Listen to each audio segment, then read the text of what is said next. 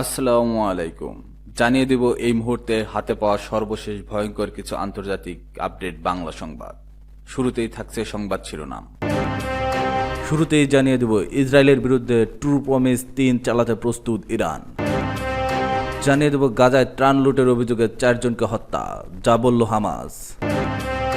এরপর রয়েছে হামাসের দেওয়া সর্বশেষ প্রস্তাবটিও প্রত্যাখ্যান করল ইসরায়েল। সর্বশেষ থাকছে ইসরায়েলের অস্ত্র রপ্তানি বন্ধের দাবি জার্মানির ক্ষমতাসীন দলের এমপিদের। এতক্ষণ শুনছিলেন সংবাদ শিরোনাম, এবার বিস্তারিত। প্রিয় দর্শক, আপনি যদি এই চ্যানেলে নতুন হয়ে থাকেন, ভিডিওটি দেখতে দেখতে চ্যানেলটি সাবস্ক্রাইব করে আমাদের সাথেই থাকুন।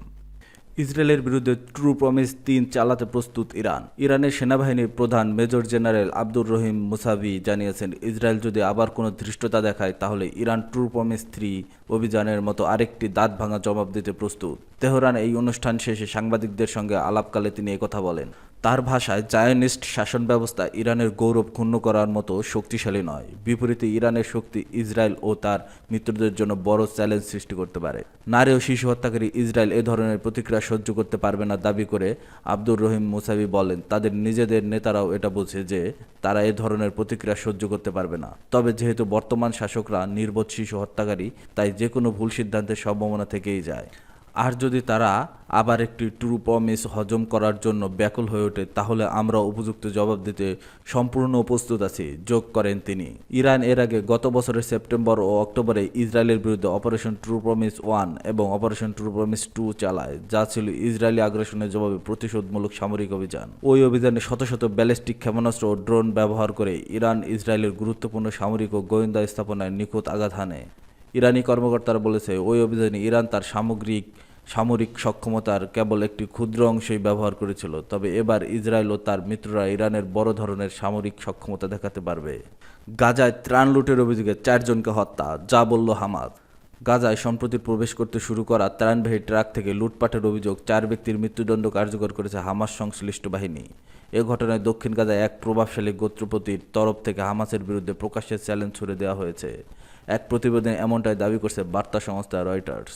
ঘটনার সঙ্গে সংশ্লিষ্ট একটি সূত্রের বরাত দিয়ে ব্রিটিশ সংবাদ মাধ্যমটি জানায়, এই ৪ জনের বিরুদ্ধে গত সপ্তাহে সংঘটিত একটি ঘটনায় জড়িত থাকার অভিযোগ ছিল। যে ঘটনায় ত্রাণবাহী ট্রাক রক্ষা করতে গিয়ে ইসরায়েলি বিমান হামলার গাজায় ৬ জন নিরাপত্তাকর্মী নিহত হন। সূত্রটি জানায়, এই ৪ অপরাধী লুটপাটে জড়িত ছিল এবং ত্রাণ সুরক্ষায় নিয়োজিত বাহিনীর সদস্যদের মৃত্যুর জন্য দায়ী। নিজেদেরকে ফিলিস্তিনি প্রতিরোধকামী সংগঠন হিসেবে পরিচয় দেয় হামাসের সঙ্গে সংশ্লিষ্ট একটি ছায়া সংগঠন জানিয়েছে, আরও ৭ জন সন্দেহভাজনের খোঁজ চলছে।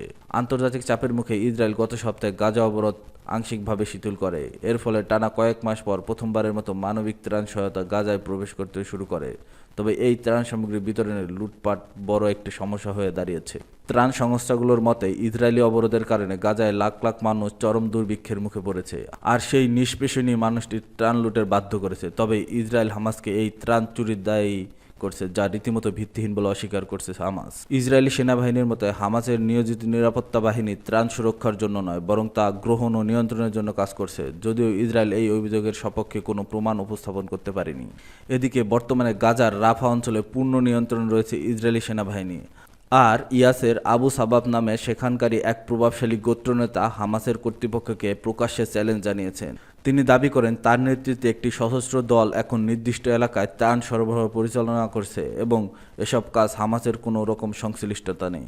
তিনি নিজেই সামাজিক মাধ্যমে তার দলের কার্যক্রমের ছবি প্রকাশ করছেন, যেখানে তাদেরকে ত্রাণ সহায়তার ট্রাক সুরক্ষায় দেখা গেছে। হামাসের দেওয়া সর্বশেষ প্রস্তাবটিও প্রত্যাখ্যান করল ইসরায়েল। যুক্তরাষ্ট্রের মধ্যস্থতায় হামাসের দেওয়া সর্বশেষ যুদ্ধবিরতি ও জিম্মি মুক্তির প্রস্তাবটিও প্রত্যাখ্যান করল যুদ্ধবাজ ইসরায়েল। মার্কিন প্রেসিডেন্ট ডোনাল্ড ট্রাম্পের মধ্যস্থতায় গঠিত এক খসড়া পরিকল্পনায় হামাসের কাছ থেকে ১০ জন জীবিত জিম্মি মুক্তি ও প্রায় ৭০ দিনের যুদ্ধবিরতির কথা বলা হয়। কিন্তু তেল আবিবের এক জ্যেষ্ঠ কর্মকর্তা জানিয়েছে, প্রস্তাবটি অগ্রহণযোগ্য, কোনো দায়িত্বশীল সরকার এটি গ্রহণ করতে পারে না। খবর টাইমস অফ ইসরায়েলের। নাম প্রকাশে অনিচ্ছুক ওই ইসরায়েলি কর্মকর্তার মতে, হামাস এমন সব শর্ত দিচ্ছে যা গ্রহণ করলে যুদ্ধের মূল লক্ষ্য হামাসকে ধ্বংস এবং সব জিম্মির মুক্তি তা অর্জন সম্ভব হবে না। তার ভাষায় এই প্রস্তাব বাস্তবসম্মত নয় এবং ট্রাম্পের দূত স্টিভ উইটকফের মূল প্রস্তাব থেকে এটি অনেক দূরে। বর্তমানে যুদ্ধবিধ্বস্ত ওই অনাহার ক্লিষ্ট গাজা উপত্যকা জুড়ে সংঘর্ষ আবার শুরু হয়েছে।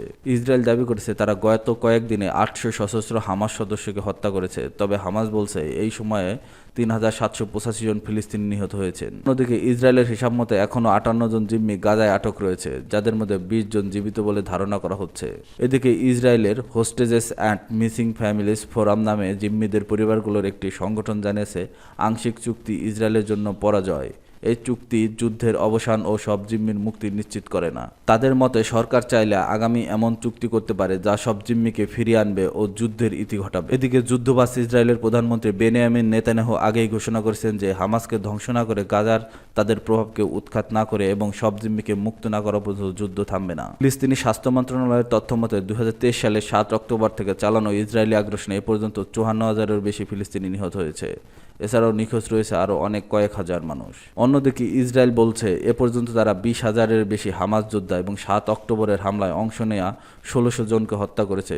বিপরীত ইসরায়েলি সেনাবাহিনীর নিহত সদস্যের সংখ্যা 420। ইসরায়েলে অস্ত্র রপ্তানি বন্ধের দাবি জার্মানির ক্ষমতাসীন দলের এমপিদের। জার্মানির ক্ষমতাসীন দলের অন্যতম শরিক সোশ্যাল ডেমোক্রেটিক পার্টি এর কয়েকজন সদস্য ইসরায়েলের কাছে অস্ত্র রপ্তানি বন্ধের দাবি তুলেছেন।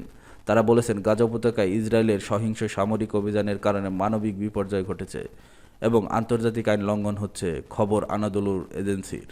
এসপিডির সংসদীয় দলের পররাষ্ট্রনীতি বিষয়ক মুখপাত্র আদিস আহমেদোভিচ জার্মান ম্যাগাজিনের ইস্টার্নকে বলেন, জার্মান অস্ত্র দিয়ে মানবিক বিপর্যয় সৃষ্টি বা আন্তর্জাতিক আইন লঙ্ঘন করা যাবে না। আমরা নেতানিয়াহুর সরকারকে আহ্বান জানাই যেন তারা যুদ্ধবিরতিতে রাজি হয় এবং আলোচনার টেবিলে ফিরে আসে। তার এই বক্তব্যের সঙ্গে একমত প্রকাশ করেছেন এসপিডির আরেক প্রভাবশালী নেতা রালোফ স্টেগনার। তিনি বলেন, ফিলিস্তিনিদের উপর চলমান মানবিক বিপর্যয় এবং ইসরায়েলের আন্তর্জাতিক আইন লঙ্ঘন করা বন্ধ হওয়া জরুরি। জার্মান অস্ত্র দিয়ে এই সহিংসতা আরও দীর্ঘায়িত করা উচিত নয়। স্টেগনার আরও বলেন, জার্মান সরকার অতীতে একটি ব্যতিক্রম হিসেবে সংঘাতপূর্ণ এলাকায় অস্ত্র না পাঠানোর নিয়ম ভেঙে ইসরায়েলকে অস্ত্র সরবরাহ করেছিল, কারণ তা ইসরায়েলের নিরাপত্তা রক্ষায় ব্যবহৃত হতো।